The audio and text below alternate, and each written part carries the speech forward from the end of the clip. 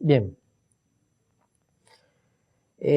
Siguiendo con la discusión del tema de esfuerzos cortantes, es decir, habíamos desarrollado una expresión para el flujo de corte. Todavía no tenemos la expresión que deseamos de esfuerzo cortante. Pero esta ecuación de flujo de corte nos va a servir para tal propósito. Entonces, tenemos allí nuestra porción de viga y venimos y decimos, ok, ya tenemos una expresión para el delta H, que ya la desarrollamos, delta H. Y en esta, como es una fuerza, en esta sección, si queremos el esfuerzo que se está desarrollando, pues simple y sencillamente decimos esfuerzo igual a fuerza entre área. ¿Cuál área? El delta de área que se esté produciendo acá. Entonces eso planteamos en la ecuación. Delta H sobre delta A me va a dar esfuerzo, el esfuerzo cortante.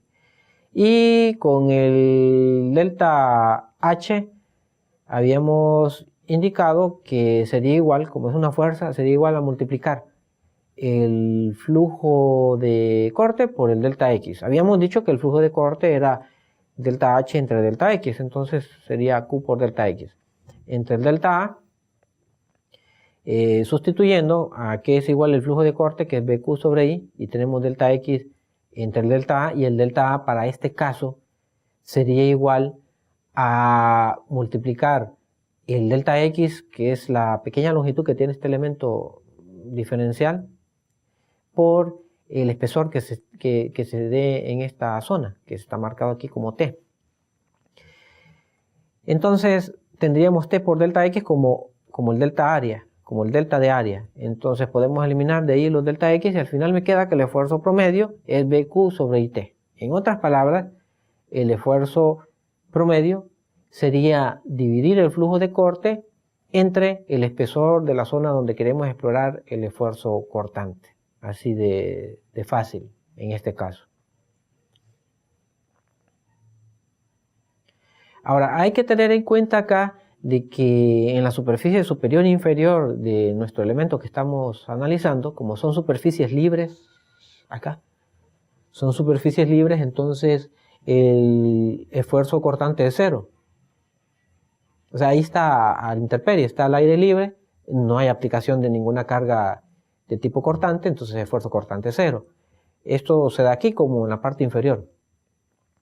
Y por situación de equilibrios, es decir, ese es el esfuerzo horizontal, pero por situación de equilibrio ya vimos de que para que se conserve el equilibrio, ese esfuerzo horizontal debe estar acompañado con esfuerzos verticales. Entonces, si este vale 0, el vertical vale 0. Eso nos indica que en el arranque, en la parte superior, el esfuerzo cortante vale 0 y al finalizar también debe de valer 0 el esfuerzo cortante. Bien. También hay otra situación que se menciona acá de que si en este elemento que estamos analizando la anchura de la viga sería en este caso es comparable con su longitud y su espesor, es decir que estamos hablando de una viga como bastante corta, entonces los esfuerzos cortantes en D1 y D2 nos están diciendo que serían D1 sería este de acá y el D2 sería este de acá. Serían significativamente más altos que el esfuerzo que se da en D. O sea, aquí de lo que nos están hablando es que si tenemos ese tipo de vigas cortas, anchura de la viga comparable con su longitud y espesor, vigas cortas. Entonces la distribución de esfuerzos que se da en el horizontal, acá, o sea, sobre un plano horizontal, es variable, o sea, tiende a variar. Ahora bien, si estamos frente a vigas donde no se da esta situación, es decir, vigas estrechas, no vamos a tener esa variación. Entonces nos va a bastar con saber o llegar a conocer cómo se distribuye el esfuerzo desde la parte superior a la parte inferior. Con eso nos bastaría. Bien, como hemos dicho que el esfuerzo es BQ sobre IB o IT, en este caso la T que habíamos puesto en la ecuación sería el ancho de la sección, pues sería B. Esto, lo que voy a decir a continuación, es válido para secciones de tipo rectangulares, para vigas rectangulares, que es, digamos, de las más típicas. Si sustituimos en la viga a que es igual a su inercia, que es la inercia centroidal 1/12 de la base por altura al cubo, y a que es igual el momento estático, esto sería como plantear, ok, necesito el momento estático de esta área achurada que va variando, esta de acá. ¿Cuál es el momento estático? Bueno, es calcular el área de esto, que sería B por la altura de esto. La altura sería a la cota C, restarle Y, y tengo la altura, ¿verdad? C menos Y, y todo eso factor de B. Tengo el área y luego por la distancia a su centroide, que sería un promedio entre C más Y entre 2, me estaría dando la distancia del centroide. Entonces multiplicar eso me da el momento estático. Si reduzco eso, que sería la expresión del momento estático, con la inercia de la sección, que ya dije que es 1/12 de la base por altura al cubo, al final eso me conduce a esta expresión que tenemos planteada acá, a esta ecuación. Entonces en esta ecuación me está diciendo que el esfuerzo cortante es 3/2 de V sobre A, factor de 1 menos Y cuadrado sobre C cuadrado. Recuérdense que la Y es el parámetro variable, la que va cambiando aquí. La C es un parámetro fijo, que es la profundidad del eje neutro. Entonces la ecuación lo que me está diciendo en otras palabras es que la forma en que varía el esfuerzo ya no es de tipo constante, como se decía en los tornillos, esfuerzo promedio, V sobre A. Si se fijan en la ecuación ya no me dice que es simplemente V sobre A, sino que tengo una ecuación como más elaborada, ¿no? Me está diciendo la ecuación de que la variación del esfuerzo es de tipo parabólico. El Y cuadrado me lo dice, ¿no?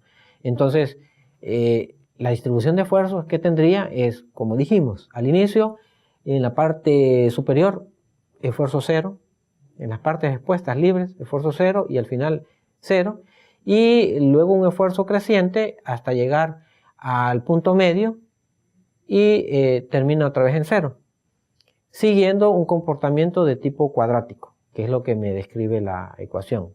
Entonces ya tenemos acá, ya podemos visualizar cómo varía el esfuerzo cortante en el caso de una viga. Para este caso, en una viga de tipo rectangular. El valor máximo del esfuerzo, que es el que a veces para fines de diseño nos interesa más, se daría en este punto, es lo que estamos viendo, y se estaría dando en el caso de que Y tome un valor de 0, ¿no? En este caso se anula el término que va aquí en la ecuación y nos queda simplemente ese esfuerzo máximo como 3/2 de V sobre A. Entonces la comparación que hacíamos, ¿no?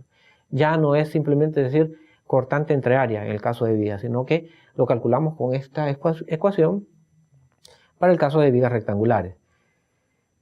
Si tenemos, por ejemplo, perfiles metálicos, que es otro tipo de vigas que se ocupa bastante en edificación, ya sean vigas tipo S o tipo W, que son las que tienen forma de I. Estas de acá.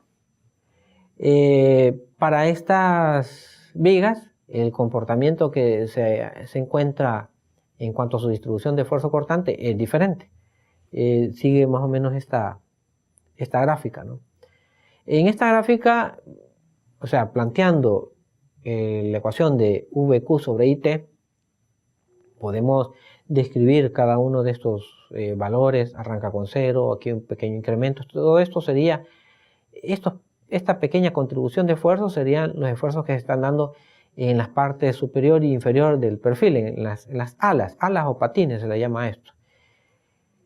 Es decir, en esos elementos el esfuerzo cortante es bien bajo, bastante bajo. Casi todo el esfuerzo cortante está concentrado en el alma del perfil, en esta componente vertical. Ese es el alma del perfil. Si se fijan, la ecuación nos dice esfuerzo cortante VQ sobre IT. La T, que es el espesor, es inversamente proporcional al esfuerzo cortante. Entonces, si tenemos poco espesor, que es lo que sucede aquí en el alma, tenemos bastante esfuerzo. Y por el contrario, si tenemos mucho espesor, tenemos muy poco esfuerzo. Pero en definitiva, vemos acá de que la mayoría del esfuerzo se concentra casi exclusivamente en la parte del alma del perfil. Entonces, para un cálculo así rápido, aproximado, no cometemos mayor error en decir de que el esfuerzo cortante en estos perfiles, en los perfiles metálicos o los perfiles estándar, lo podemos calcular con esta expresión de abajo, cortante entre área, donde el área que ocupamos es el área del alma. Esa es una ecuación aproximada, pero que nos predice de forma bastante acertada este valor máximo de esfuerzo cortante que se da en estos perfiles metálicos. Bien, tenemos acá un ejemplo ya de cálculo de esfuerzo cortante. Nos dicen que tenemos una viga de madera que debe soportar las 3 cargas puntuales que se muestran. Se conoce que esta madera que se está utilizando tiene las siguientes limitaciones en cuanto a esfuerzo. Un esfuerzo admisible de tipo normal, de 1800 psi, y un esfuerzo admisible de tipo cortante, de 120 psi. Nos piden entonces determinar el espesor mínimo, es decir, el peralte que se requiere en la viga. La sección de viga es de tipo rectangular, tiene un ancho de 3.5 y el peralte es lo que se nos está solicitando calcular, con estas dos restricciones. Bien, entonces para la solución tendríamos que desarrollar primero los diagramas de cortante y momento, esto con intención de llegar a identificar los valores máximos de momento y de cortante, que son de los cuales van a depender los esfuerzos. Después determinar el peralte de acuerdo a los requisitos de esfuerzo normal, calcular el peralte de acuerdo a los requisitos de esfuerzo cortante y por último elegir el peralte que se requiere. Para esto recuérdense que cuando hacemos estas comparaciones normalmente cuando son dimensiones la mayor de las dimensiones es la que cumple con las dos exigencias, entonces recordar eso a la hora de elegir.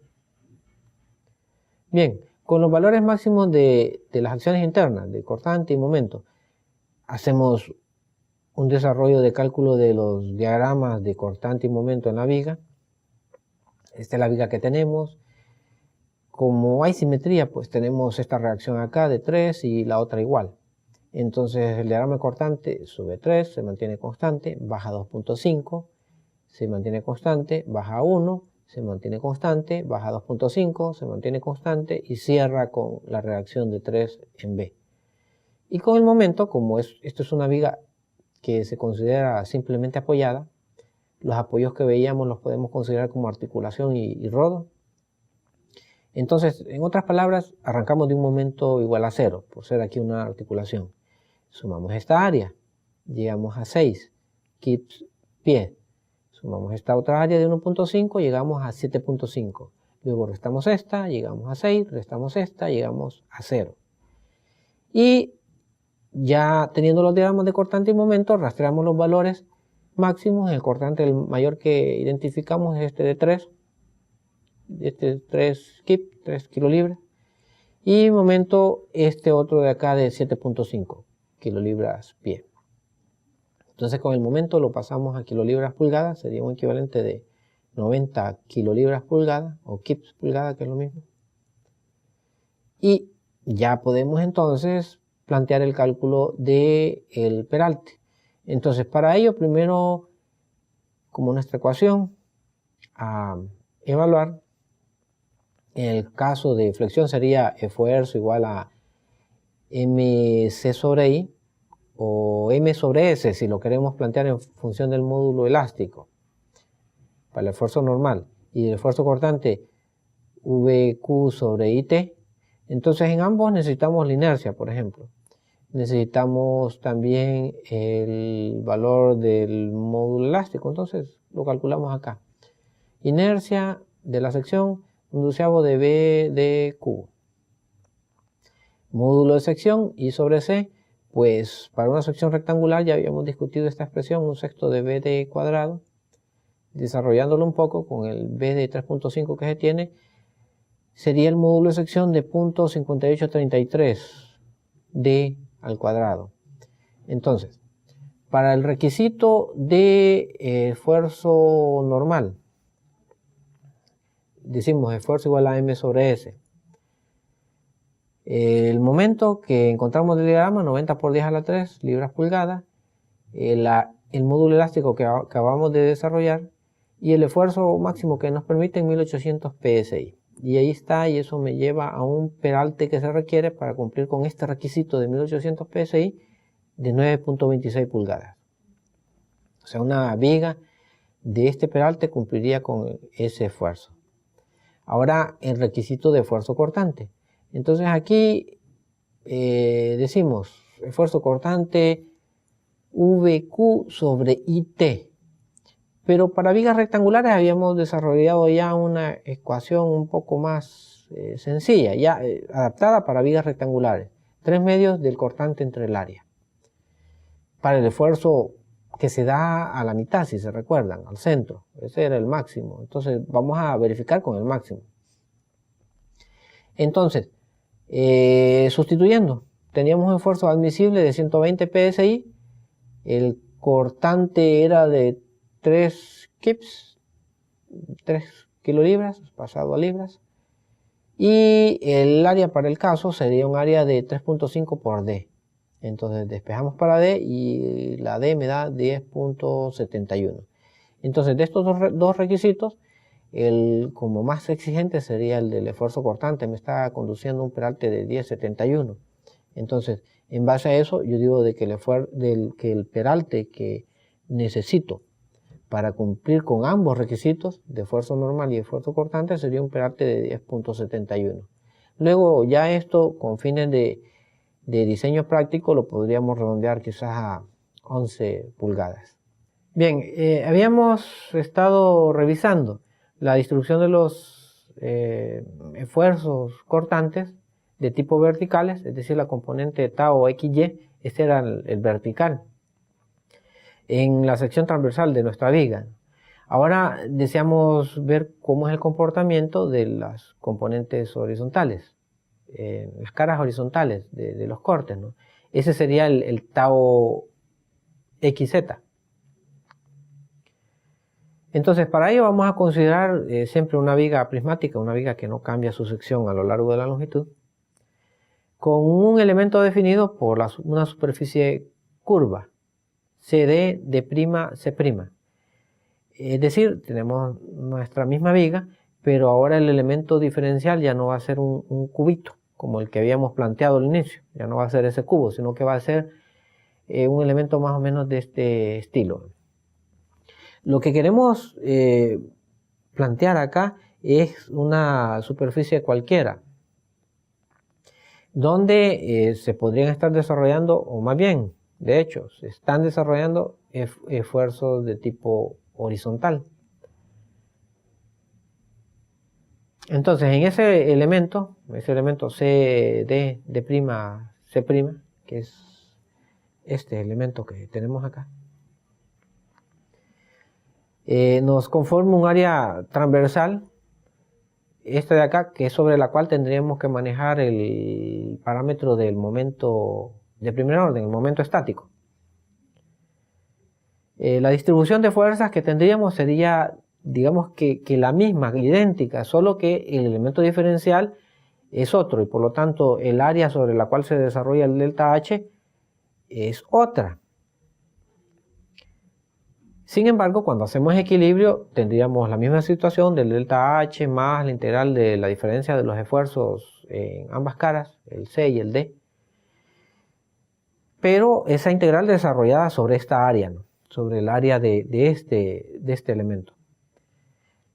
Entonces, al desarrollar esto, prácticamente tendríamos la misma situación que estudiamos al inicio, con la diferencia de los momentos, sustituyendo los esfuerzos por MY sobre I, y llegaríamos a lo mismo, solo de que la cara sobre la cual estaríamos integrando sería otra. Pero, o sea, en otras palabras, sería otra área.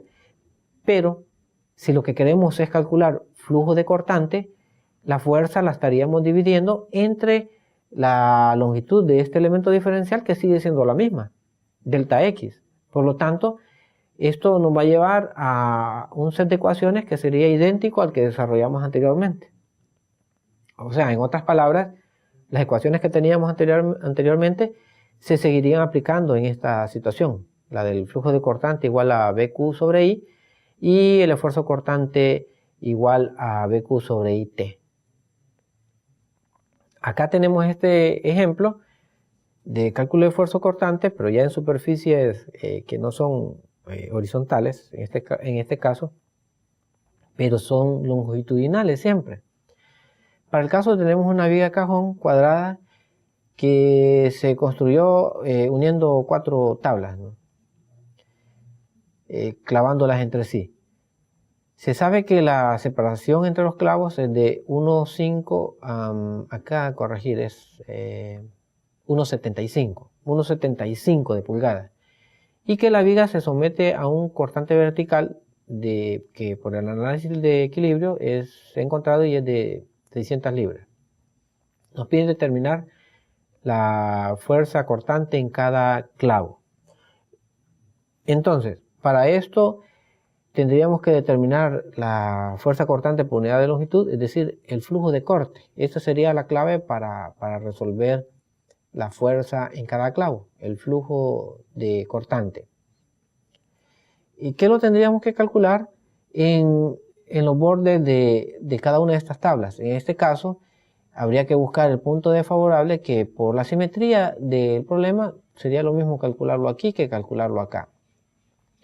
Solo que para este caso, a diferencia del primer sistema que vimos de viga conformada con tablas clavadas, que era una viga en forma de I, si se recuerdan, esta en forma de cajón tiene la situación de que estas superficies son de tipo vertical, en aquella eran horizontal, entonces bastaba con hacer un corte y se aislaba por completo la tabla superior. En esta, con hacer un corte acá, no basta, no lo logramos aislar. Entonces, para aislar este tablón, este de acá, necesitamos cortar aquí y cortar aquí simultáneamente para que nos quede esto como nuestra área sobre la cual debemos de calcular el momento estático. Entonces, eso a tener en cuenta. Y después, sobre la base de la separación entre los clavos, determinaríamos la fuerza de corte que tiene cada clavo multiplicando la Q por la separación. Bien, entonces lo que dijimos, necesitamos cortar aquí y acá para liberar esta tabla, ¿no? Y calcular en ella el momento estático. Ahora, de lo que discutimos en la teoría, sería lo mismo calcular el momento estático con esta área sombreada o calcularlo con lo que resta, con todo esto que queda, con esas tres. Sería lo mismo, solo que evidentemente calcular el momento estático de estas tres sería más trabajoso que calcular el momento estático solo de esta. Bien, como la fórmula de flujo es BQ sobre I, necesitamos la inercia del conjunto, que sería toda la sección, ¿no? Entonces, hacemos eso, calculamos el momento estático, área por su Y barra, área de esto, que sería 3 pulgadas por 0.75, y la distancia al centroide 0.875. Lo que teníamos acá era 4,5, ¿no? Entonces sería 2,25 hasta acá y le restamos la mitad del espesor, ese es el 1,875 que se está mostrando. Eso nos conduce a un momento estático de 4,22 en pulgadas al cubo. Ahora calculamos la inercia, esto sería para toda la sección. Para este caso se puede hacer de forma bastante fácil. Bueno, una opción sería hacer un doceavo de base por altura al cubo para esta. Tenemos 2, se multiplicaría por 2. Y para esta un doceavo de la base por altura al cubo más área por distancia al cuadrado. Y hay 2 de esas, se multiplica por 2. Esa es una opción. Y la otra, la que se ha usado acá, es considerar inercia de este rectángulo exterior y le restamos la inercia de este rectángulo interior, de este cuadrado.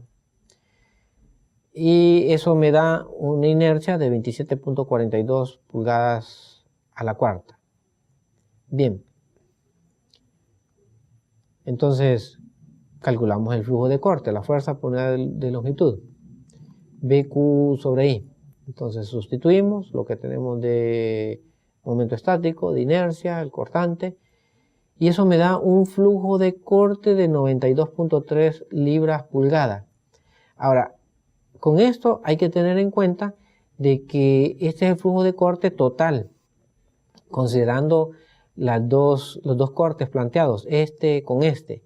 Pero como lo que queremos es la situación de la fuerza que recoge cada clavo, entonces hay que considerar que el clavo está actuando en una de las superficies cortadas. Entonces este flujo de corte de 92.3 lo tenemos que partir en dos. Y tendríamos una especie de flujo de corte efectivo, por decirlo de alguna manera, que sería un flujo de corte a lo largo de cada borde, que sería una fuerza por unidad de longitud, como hemos venido mencionando. Entonces ese flujo de corte efectivo sería de 46.15. Entonces, la fuerza en cada clavo la obtenemos multiplicando este flujo de corte efectivo por la separación en la cual se plantearon los clavos, que dije que era 1.75 de pulgada. Entonces 1.75 por los 46.15 me conduce a una fuerza que sería la fuerza que recoge cada clavo, que es de 80.8 libras.